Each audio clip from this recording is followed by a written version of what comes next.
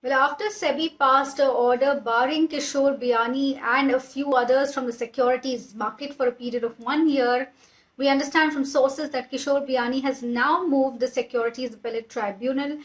We understand that the e-filing was done late last night, and then today is when the physical filing of the petition had happened at SAT. Now, we remember what had happened is SEBI had passed an order against Kishore Biani saying that he will be barred from the securities market. There were a few more names listed by SEBI in the order. We'll go through the names as well. And the names include, the main case though is against Future Corporate Resources Private Limited. This dates back to a case in 2017 when they demerged the business named Hometown.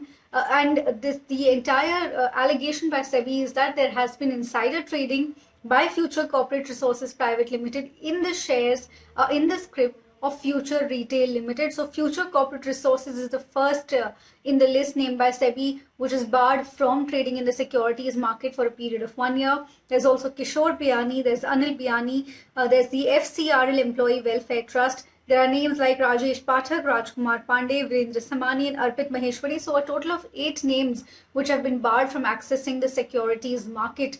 Now remember, this move by Kishore Biani of moving the Securities Appellate Tribunal, I mean, he's not the only petitioner. There's also Future Corporate Resources, and in fact, all of these, the notice which was served to all these 8 members have filed a petition at the Securities Appellate Tribunal.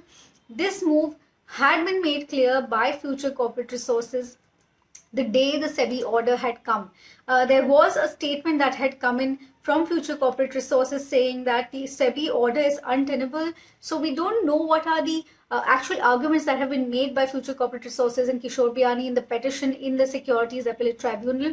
But from the statement, we can get an idea of what exactly their argument is going to be against the SEBI order. They had said that the SEBI order is untenable. It treats a well-anticipated and publicly well-known impending reorganization of the home furnishing businesses, which is Hometown, that the Future Group had effected in 2017, and it says that it is unpublished information. So basically what Kishore Biani and Future Corporate Resources has said is that this order by SEBI is untenable because the demerger was quite an anticipated and publicly known event, and SEBI is assuming it to be something as an unpublished information.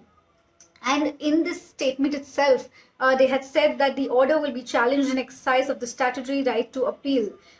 Very importantly, it is important to note that the SEBI order excludes any scheme of arrangement that is still impending.